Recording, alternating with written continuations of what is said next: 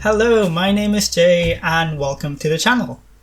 I hope you're all doing well. It has been about a week since my last video, so apologies for that. That was because I just started a new job, been a bit hectic around here, so just kind of getting into the flow of things before I get back into recording.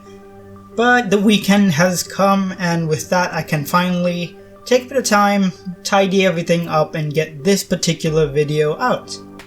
And boy, is this particular video I didn't know where that sentence was going, but there you go.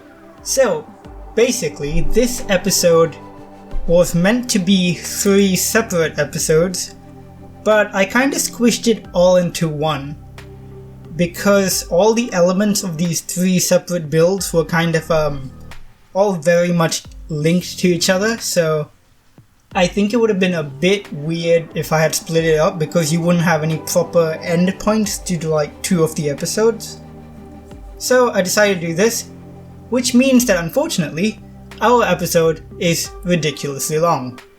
Well, I mean, unfortunately if you're into shorter episodes, fortunately if you're into the longer ones. I personally do like some longer speed builds. I've watched quite a few Planet Zoo YouTubers, and they're all really great, but they all have different styles. Some of them post really short videos, some of them really long ones. I do quite like the long ones, because they're just something I can kind of put on the background, kind of really not pay too much attention to it, but still kind of have something on in the background where I can listen to and kind of learn more about building and the thought processes of people while they build. But, you know, it's not like super short where I don't feel like I get quite enough when it's a shorter video. Though I mean I don't mind them. I'm happy to have those too. So that's kind of my thoughts on that. Anyway, so what we're doing today, like I said, is huge. What it is it's the biggest set of builds that I've done so far, and what we have is a region of this park which has 4 tunnels, 2 waterfalls, 2 bridges, a mountain hill type thing, a river, and 2 kind of cylindrical buildings, and a crazy amount of rock work. Like, I don't know what it is with this particular park. I mean, I don't have this issue in Boomy Reptile Sanctuary, I don't put down that many rocks there. But with this park, oh god, the amount of rocks. So basically what I did at the end of this was I highlighted the entire park using the select tool. And apparently I've used something like 15,000 rock pieces across the park. So that's that. Kind of ridiculous, but I mean, it shows though. And the thing is, I really like rock work. I think it just looks really good. Especially if you kind of weave it in and out of tunnels, waterfalls, in moats and in front of fences, in place of fences, and it honestly looks really excellent. So our first part of this build is actually going to be laying out the path work, and you've probably already seen that, because the footage is actually really quite sped up, so I can't really keep track of it. It's in fact a lot more than usual. Usually I only speed up my footage by about 8 times. For this one, some of it had to go up to 9 just because I had so much footage. And unfortunately, a lot of the footage does get cut out, because once I show you a specific technique that I'm using, I end up repeating that particular technique across this whole area. So you'll see me do maybe 1 tunnel on screen, but then I'll cut out the footage of the other 2 tunnels being made, just because they're pretty obvious how they're being made then. So I try my best to kind of show you the techniques that I'm using, while simultaneously not trying to bore you with too much of the exact same thing. So again, what this region is, I was going to explain, but then I went on tangent. It's kind of a mountain slash, I'd say more of a hill, kind of in the middle of the park, where there's lots of natural caves, and I assume the park just started building through them with paths. And next to these natural caves, there's also a waterfall. Whether or not that's natural is kind of up to you, I guess. I don't think it could be a natural waterfall. Doesn't look like there's any way it could be, because there's no water supply. So I'd assume it's an artificial one. and that just kind of tumbles over the edge and leads into a river that goes across the park, and eventually the river kind of leads into where the polar bear habitat is, so that's where the water in the polar bear habitat comes from. And the river does split, and if any of you geologists or geographers, I know rivers don't split, don't worry. So yeah, like I said before, this is probably an artificial water body that they put in for the park, not a natural one they built around. So there you go, don't, kill me, for not knowing that a river splits, that the rivers don't split. Yeah, fun fact for you if you didn't know that, rivers don't actually split. Rivers kind of come together as they go further towards the ocean, which is something I didn't know until relatively recently. I think I always sort of assumed they split off later on towards the edge of the ocean because of things like deltas and swamps, but I don't think those really count. Again, I'm not exactly a geographer, I don't know too much about rivers and all that sort of stuff. If you want to learn more about that sort of stuff though, I really recommend this YouTuber Pond Shrimp. They do amazing Planet Zoo builds, and their knowledge and voiceover for the description of the park, it's really incredible because they know so much about the geology, geography and ecology of kind of the environments that they're building. It's really cool. Highly recommend Pond Shrimp. Go check them out. Tell them I sent you. Whoever is actually listening to this. We are actually at 53 subscribers now, guys. Thank you very much for that. I am super duper happy. Really nice to know that there's at least 50 of you guys that are enjoying this content. And if you really like it, do give it a share. I'm just doing all this for fun, so I'm not making any money out of this or anything like that, and it would be really nice to kind of get more people on board, just to kind of get a bit of a community going. So we can always share our Planet Zoo designs, talk about animals. That'd be cool. I've started joining up some of the Discord groups with Planet Zoo. I've also joined up to the Bro Nation Discord, which is run by Masked Bandit and Mike Sheets, and they're really cool. I love their channels. I'm subscribed to both of them. They do excellent work in Planet Zoo, and I really love their styles and their personalities. They seem like really cool guys. So I've joined their Discord as well. I'll try and be a bit more active on there and post some designs, chat to people, so that'll be nice. I think I've gone on a tangent again. So where was I? Yeah, I was describing the landscape. So yeah, the landscape was pretty complex because I was going to introduce the next two species, and I'll explain why the next two. But yeah, I was going to introduce the reindeer, and yes, I am going to be calling them reindeer, not caribou, because caribou is, I believe, what they call it in North America, and reindeer is kind of in Europe and across that whole section of the Arctic. I'm not exactly from Europe, but Europe's the furthest place I've ever gone towards the Western Hemisphere, so I'll call them reindeer. And it's kind of a little bit more festive, so that sounds a little cuter. So yeah, reindeer then. Oh, I just hit my mic. Apologies for that sound. Oh, this one's a mess, isn't it, the voiceover? I'm just kind of trying to pace it out, because I know I do talk a little bit fast, and I've got to fill 40 minutes. And I do have stuff to talk about, it's just, I don't want to run through it like I'm on a bullet train, Oh my god, where was I? I keep going on tangents. Okay, reindeer. Reindeer are pretty cool. They're going to make up the first species that we're going to be doing here. They're a species of deer. In fact, the first kind of besides the pronghorn, I believe they are the first species of deer. Actually, no. Pronghorns are antelopes and not true deer. I'm not 100% sure on the separation between deer and antelope, so I can't quite say. But yeah, I think the reindeer might be the first true deer, and they're pretty cool. So reindeer are kind of all across this the Arctic kind of circumpolar region. So North America, Europe, Northern Asia, so Russia, Siberia mainly. And there's quite a few species, I believe. You have the Svalbard reindeer and porcupine caribou, because they're North American. And I think the largest one is called the boreal woodland caribou. They're pretty decently sized animals. They're not super big, but as far as deer go, they're pretty big. They're not as big as mooses or moose. have you seen the size of mooses? They're huge. Like, huge. Like, they're ridiculous. I think they get to quite a significant height as well. Like, the top of the antlers could reach, like, the top of a relatively small elephant's head. It's insane. I really hope we get them in the game. I like having a moose in the game. They were in Zoo Tycoon 2, and they were like one of my go-to starter animals. Love them. Yeah, but we're not talking about mooses or meese. We are talking about reindeer. So, reindeer aren't particularly endangered as far as I know. I think in the IUCN they're probably like slightly threatened. They're like vulnerable. Yes, that's what they are. Just check that out now. And they're pretty cool.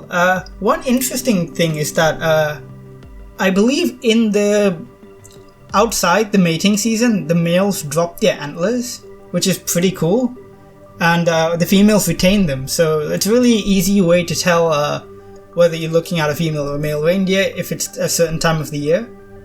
I believe actually, let me just quickly check this out. It's pretty cool. Because the antlers, even when they grow, they're growing at different times of the year. It's very interesting. So definitely check that out. And okay, see the thing about antlers is they usually, when you think of them, they're quite like bony structures and, you know, you think of them pretty rigid. But when they're growing, they're actually very velvety and spongy. I know that sounds so strange, but that's just how it is. It's kind of cool. And they're dark. They're dark antlers, so they're not like the bone-colored antlers of a moose or something like that. But they're very much imagine grabbing onto one of those. If you go to the gym and you have a rubber coating on top of a thing that you're supposed to hold on to. Oh god, you can really tell that I don't go to the gym. I don't know what any of those things are called. But yeah, that seems to be what the texture is like. I find that pretty interesting. Anyways, when it comes to the reindeer, again, like I said, unfortunately they're not my favorite species out of the Arctic pack. They're probably my least, unfortunately. But not because they are in any way kind of bad or not very nice or not well done. They are done really well. The models are great, they're super adorable. It's just that I happen to prefer the other three with I think my ranking is the doll sheep is my favorite, followed by the polar bear, then the Arctic wolf, and then the reindeer. Which I did not expect. I didn't expect the doll sheep of all things to become my favorite, but I really like it. I think it's a very cool animal, and you've seen me do the habitat for that. If you haven't, go check it out because it's also one of my favorite habitats. It's just right next to this one, and yeah, it's really one of my favorites. For their habitat. For the reindeer, I didn't really know what to do at first because I didn't think they would suit as complex a habitat as I did for the other three animals. For example, with the doll sheep, it was really cool to do a mountainous habitat to kind of emulate what they experience in the wild. For polar bears, I could do a very, almost completely submerged area with lots of rocky outcrops to emulate an Arctic shore.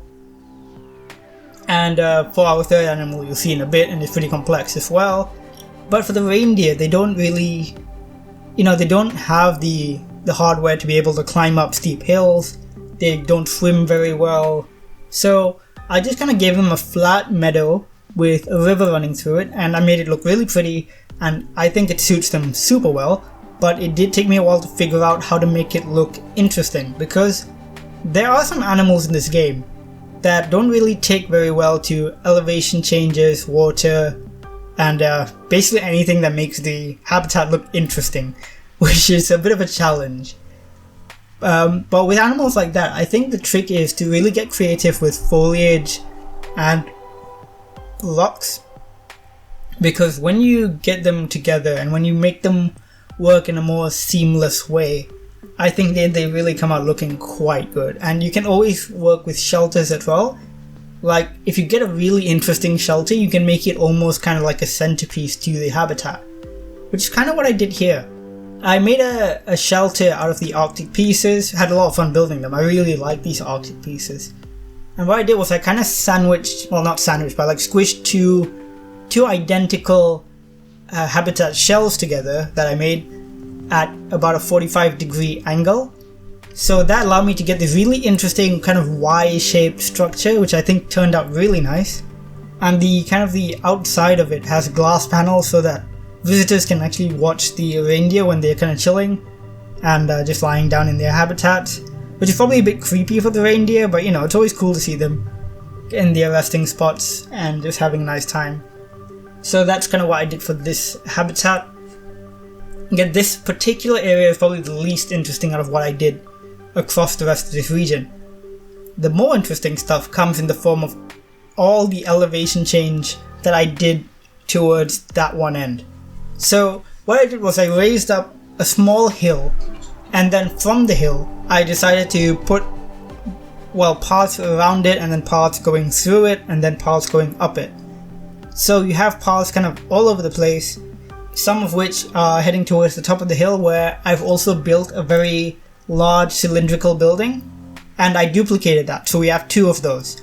So the cylindrical building on the top of the hill has no function yet, it's kind of empty at the moment. I do have an idea for that, but I'll save that for another episode. And the duplicated building at the bottom is slightly smaller. I just cut out 1 layer of rings so that it did get a bit smaller. And that one is a restaurant, well, not really a restaurant, I'd say more like a food court / information hub. You can go in there, get some refreshments, learn a bit more about the park, and then go on your way. So that's what these buildings are. And at the top of the hill, I also add an observation deck, which is next to where the waterfall kind of falls off, and to the river. Oh my god, you can tell this was a bit of a complex build. I just have so much to actually talk about, and I keep forgetting which order it is. Do you, I don't know if I'm the only person feeling this, but do you feel a really chaotic energy in this one?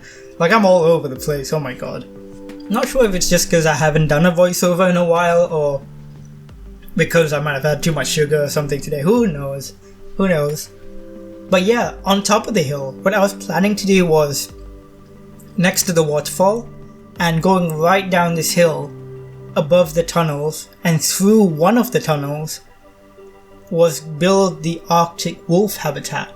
The Arctic wolf is an absolutely fascinating animal. I believe I did actually see one in real life a few years ago at a zoo, and I can't remember what zoo it was. It may have been Berlin Zoo? Potentially, I can't remember. But I remember being completely gobsmacked because I never seen a pure white wolf before. And they've got this really majestic aura about them. I know it's a bit of a cliche, wolves are pretty majestic animals in general, but the white ones just look so ethereal. They look like something out of a movie, ooh, you just see it and you're like, oh my god, am I cursed? Am I blessed? Who knows? That sort of thing. But they're really cool. They're, in the wild, they are native to North America. They are, I believe, are they bigger than the grey wolf or the timber wolf? I am not sure. They might be smaller. Smaller? They potentially, I don't know. Which, either larger or smaller, I can't seem to find the answer right now. It probably says in the game Zoopedia. But I think they're hella cool animals. And they're pretty chill with people, apparently, in the wild. They're it's like a friendlier wolf, but again, it's a wolf, so you won't want to approach it. But apparently they seem to be a bit less afraid of us. Which is probably a dangerous thing for an animal, because not all people are fairly decent, unfortunately. And I believe they are, to some degree, endangered. Let me just double check that. Oh, what? This is great. It's actually least concern, on the IUCN. That's amazing. I did think they were endangered, and I think they are moving slowly towards being threatened. But it's good news that they are in the least concern category. Let's keep it that way. If you're listening to this, please don't go hunting Arctic wolves. Okay, I know you're not going to, but just... Wouldn't that be the most ridiculous thing if you had someone who was watching Planet Zoo videos on YouTube that just got up out of their chair and was like, oh, time to go hunt some Arctic wolves. Oh god, why did I come up with these things? I am ridiculous, and I do apologize that you have to deal with my voiceover. But we do have a good 20 minutes left, and I can talk about the actual habitats. So, the Arctic wolf habitat was trickier to build, and it was trickier to place the barriers as well, because it covers a lot of really weird terrain. So it covers right at the top from where the waterfalls are, all the way to the other side of the ridge, and it goes under the ridge at one point via a tunnel that kind of cuts through the hill, and then on the pedestrian side, where the reindeers are, it comes across into an island, and there's a moat around the island, and that's where a lot of the arrangement is, and that crosses a river as well. And just by listening to this, you can tell it's really complex, and I had a lot of trouble figuring it out. Again, unfortunately, a lot of that video I did cut out because it was taking a lot of time. But I think as you go along the video, you kind of piece together what I actually ended up doing. So on one side of the hill, I did put down a moat, kind of similar to what I did with the reindeer. And on the other side, obviously it's kind of protected by the hill, so the wolves can't get out.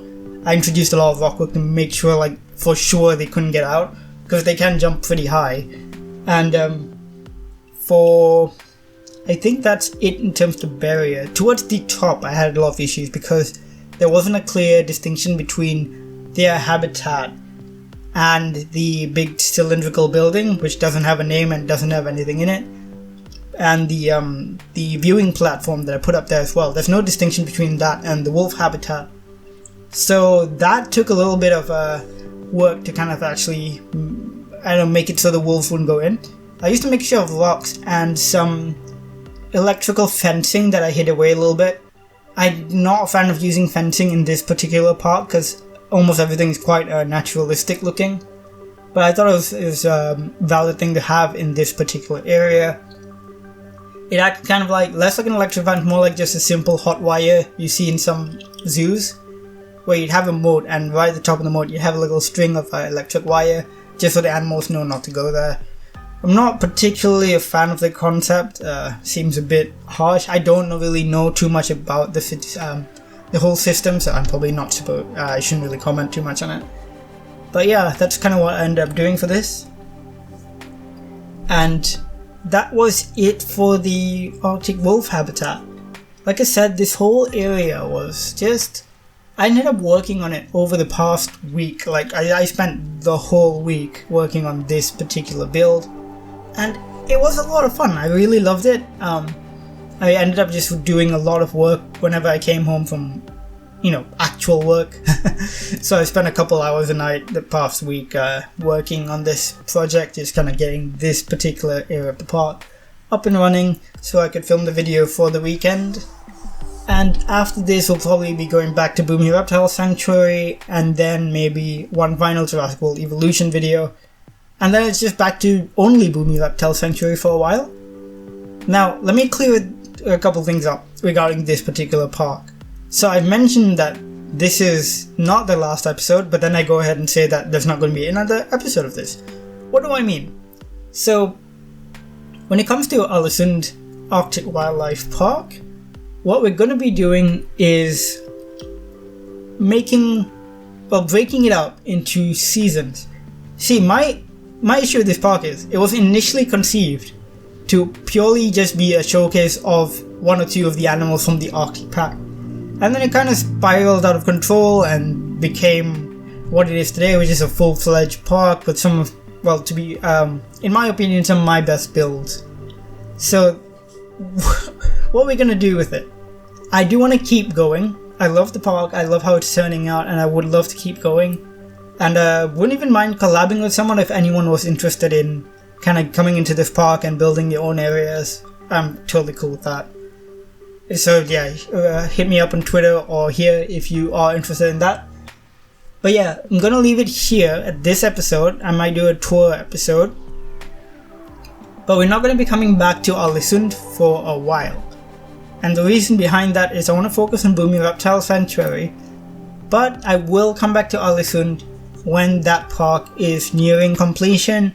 Or if I simply lose a bit of inspiration there and I want to try something different, I'll come back here.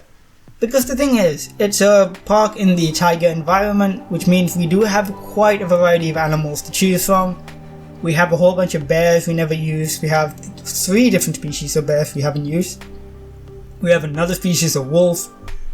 We have things like the red panda and the giant panda. We also have things like, what else do we have? We have a bunch of other cool weather animals, Japanese macaques. So we do have quite a lot of animals that we can still bring into Ålesund. which I think we will eventually do. And who knows, if we get another DLC, I'm assuming another DLC will probably drop in like March or something, so who knows, maybe that will spur another go at Ålesund. So that will happen when it happens. And thanks for the support on this. My first Ålesund video with the polar bears is actually, I think, currently the most viewed video on the channel in terms of minutes watched. So very, very happy about that. Thank you so much for watching that.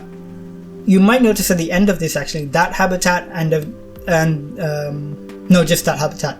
So that habitat has actually been kind of changed a little bit since the last time you saw it in the first episode.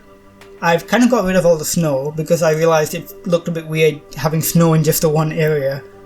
I cleared up a lot of the water ice. I ended up streamlining them and only having them in certain areas, so they look more like artificial ice flows. And now that I cleared up a lot of them, the polar bears actually end up using the water a lot more. I think now they can actually access it, it does help them out. And we also have a baby polar bear, which is the best. He is adorable. He is the cutest thing in the world. If anything would have happened to him, I would kill everyone in this room and then myself. Little Brooklyn Nine-Nine reference there for you. I love Brooklyn Nine-Nine. Oh my god, it's like my favorite show. It is literally my favorite television show of all time. If you haven't watched Brooklyn Nine-Nine, get on it. Best comedy out there. Super wholesome.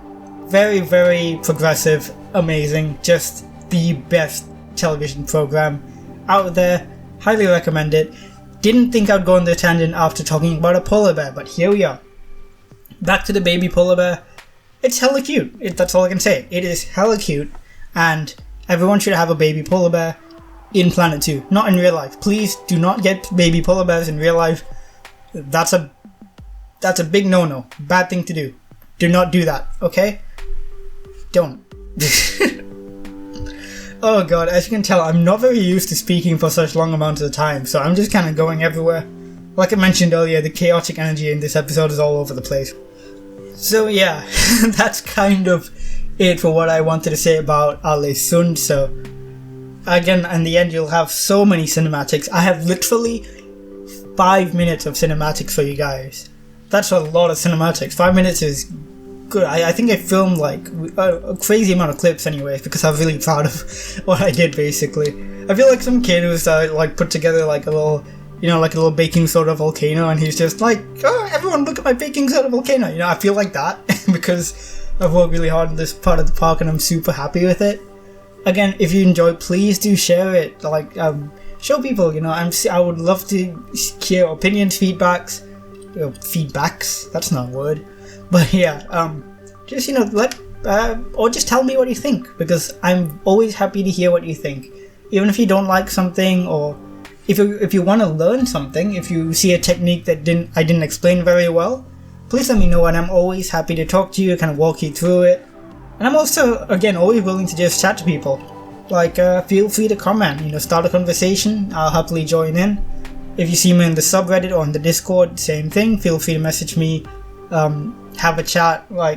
I'm always open to it. Now let's talk a little bit about a couple other projects I want to do shortly. One of which is a tutorial series for Planet Zoo. Now there's a lot of really good Planet Zoo tutorials out there, really excellent Planet Zoo tutorials. They're really, really good, especially done by a few of them. I believe Rudy Renkamel, he does really good tutorials. I don't know if Best in Slot's done any. He's another great YouTuber, I'm a big fan of him. Geekism does really good tutorials. That's John T. Sparrow, he does really good tutorials as well, kind of teaching you how to get into the game. The Lady Designer, she does very good tutorials. I've said the word tutorial far too many times. And a couple other YouTubers here and there that I may have left out. So they've covered a lot of stuff. There's only a couple things which I believe don't really have tutorials out there for them. One of which is rockwork, and I want to kind of build one because I think, as of right now, rockwork is kind of my strong suit. That's kind of what I do best in this game at the moment.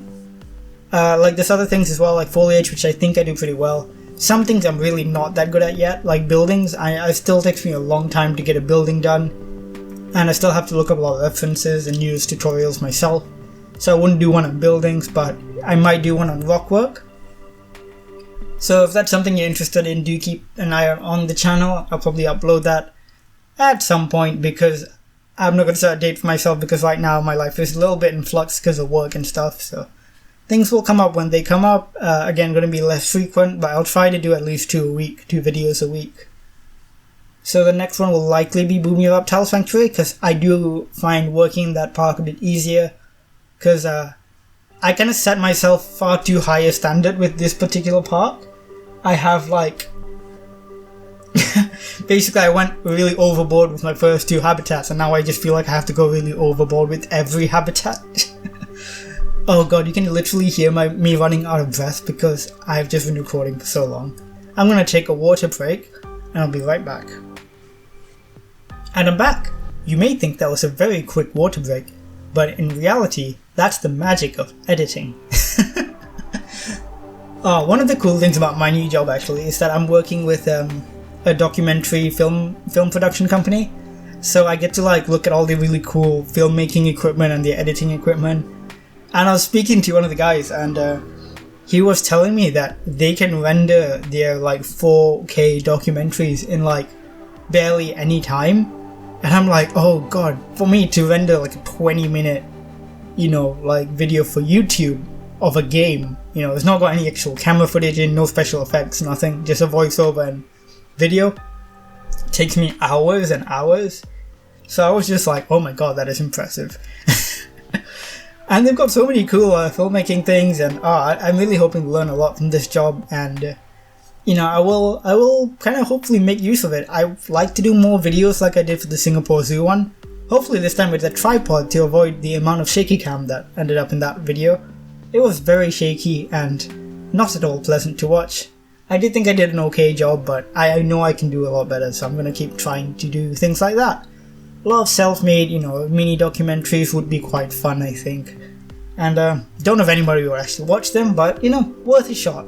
It's always worth a shot. God, the voiceover for this episode has been a strange one, hasn't it? I am not, again, I still am very new to YouTube, and voiceovers I do still find kind of difficult. I never know to what level my voice is actually going to come across as. I'm a very variable person when it comes to my speech. I talk very differently depending on the circumstance, depending on the person, depending on whether I'm on stage or in front of a microphone or in front of an actual human being, so it all varies quite a lot, and I never know how it's going to come out before I start recording. So there's sometimes you're going to hear me and I'm a little bit too manic. There's other times where I'm probably mumbling a lot, and other times like today where I'm probably speaking way too fast and way too much. So I am trying to work on it and trying to achieve a bit more of a consistent tone, a consistent set of pacing, so that I don't come across as just a constant explosion of speech, which is just, I imagine that has to be so hard to listen to. So I do apologize if that's how you feel, because I know that's an issue I do have with my own voiceovers. But again, I am learning, trying my best to improve, taking tips as far as I can on YouTube, learn from, again, various tutorials. One of the issues I have personally with the voice in general is that I slur my words, like with the letter R. I can't really say the letter R very well, so you may notice that when I speak and I say words with that letter in it, there's a dull point to the word. If I say strawberry, it's when the R's hit, it's a little bit dulled. I'm trying to work on sorting that out. I can't roll my R's, so I'm going to try and figure out how to do that at some point as well. And hopefully eventually my voice will be a little bit more bearable. But again, thank you so much to everyone who watches, obviously to my subscribers, all of you who don't subscribe but still watch. Again, really happy that you do. Again, very, very, very, very pleased with it. Very thankful. And I do hope that all of you enjoy my content, It's strange going back on YouTube, because I have tried many times across my life to actually start up a YouTube channel. When I was younger, I uploaded videos of me and my friend at the time. We were just kind of playing on our guitars, and I had a drum set, he had a guitar, and we were both ridiculously beginner, we were not very good at either of our instruments, but we still made really terrible music and we uploaded it. I actually used to make videos for Zoo Tycoon 2 as well, in the kind of machinima format, machinima? Not sure how to pronounce it, where I would tell kind of a story or like a short movie via Zoo Tycoon 2, and that was so much fun at the time. I loved it, but I think I never went too far with it because I either lost the game or as in I probably lost the physical disc, or it was around the time the communities for Zoo Tycoon 2 started to take a bit of a hiatus. They do that a lot. There's still quite big online communities with Zoo Tycoon 2, but they kind of fluctuate in and out. They are active for a year or two, and then they go underground for a couple of years where no one really posts, and then they come back up with quite a lot of vigor. So it's a pretty cool community. Those people on those forums were some really good friends of mine when I was a kid, and I used to hang out with them on the forums. And it was kind of cool to escape the real world for a bit and hang out with a bunch of people who just wanted to talk about animals and zoos online. It was just so much fun. And what I love is that Frontier making this game has kind of brought back that community in a way. We have this bunch of online people who are brought together because of their love for animals and zoos, and it's so cool to see that. The Planet Zoo subreddit is like one of the most wholesome places, and I love it. It can get a bit toxic sometimes when people, start debating with each other about certain things, but I feel like that's the case for everywhere, and those guys are always the minority. The vast majority of people are just really wholesome, really, people who just enjoy the game and enjoy animals, and it just makes me feel so good to know that community's back. I never thought I'd see it again, it's amazing. In fact, I believe that today someone actually posted on the subreddit the old Zoo Tycoon 2 theme song, and oh my god, that was a hit of nostalgia. That was amazing. That theme was so good. It's burned into my memory. It's such an iconic theme. The whole do do do do do do do do do do. It's just like the best. It's such a good theme. It just evokes the idea of a zoo, and I don't know how it does it, but holy crap, so good, so good. Just really, really dope. Such a good theme. And the Planet Zoo themes, I think they're really good, but there's in my opinion, a bit too much complexity to them. So they really feel like really good music pieces, but they're not as memorable because they're so complex.